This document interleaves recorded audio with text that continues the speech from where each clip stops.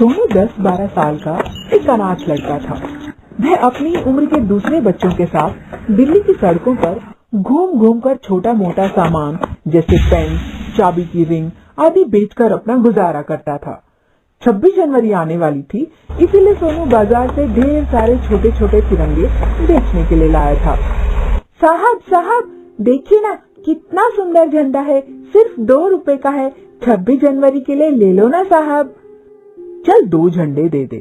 क्या साहब, कम से कम 5 झंडे तो ले लीजिए, किसी को दे देना। अच्छा ठीक है, 5 दे दो।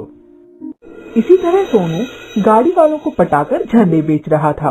अगर इसी तरह से ग्राहक मिलते रहे तो जल्द ही मेरे सारे झंडे बिक जाएंगे। यही सोचकर सोनू दूसरी गाड़ी की तरफ बढ़ा।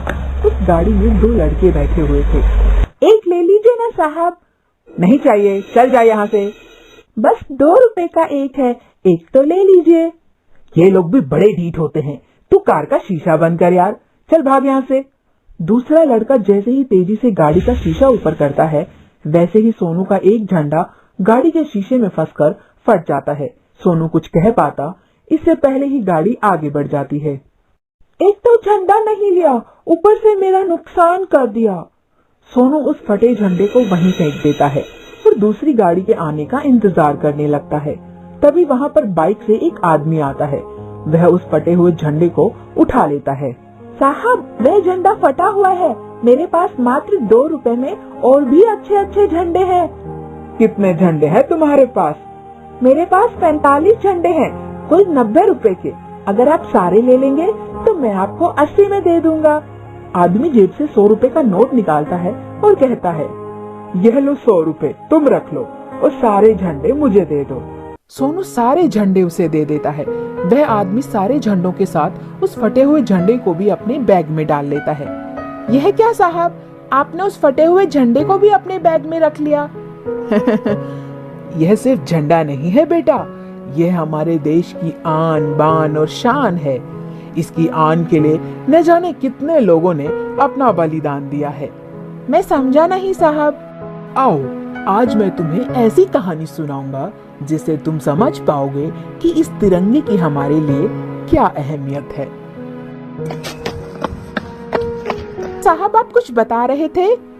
हाँ, तो सन 1999 में भारत और पाकिस्तान की फौजों में जमकर लड़ाई हुई। इस लड़ाई में सिर्फ एक जवान को छोड़कर भारतीय फौजी टुकड़ी के सारे वीर सिपाही शहीद हो गए। उस जवान के पैर में गोली लगी थी और सारा शरीर लहूलुहान था।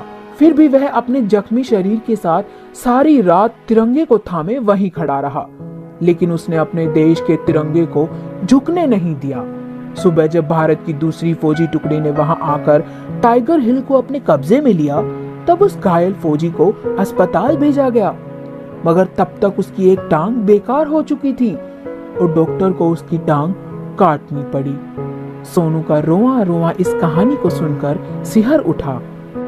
अब वह फौजी कहाँ है साहब? इस बात के जवाब में उस आदमी ने अपने दाएं पैर की पैंट ऊपर की।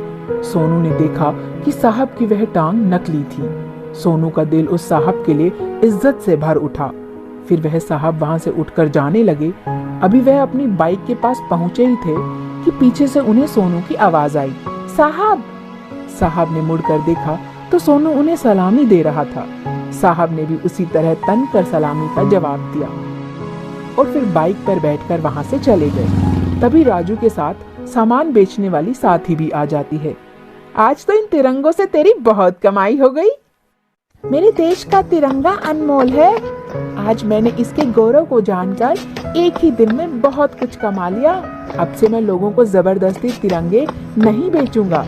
लोग इसे खरीद तो लेते हैं, लेकिन बाद में सड़कों या गलियों में इधर उधर फेंक देते हैं। मेरे देश का तिरंगा सड़कों और गलियों में गिरा हुआ नहीं, आकाश में लहराता हुआ अच्छा लगता है। इस तरह सोनू और सिमरन अपने देश की गर्व भरी बातें करते करते कब अपनी झुग्गी बस्ती पहुंच जाते हैं, उन्हें पता ही नहीं चलता।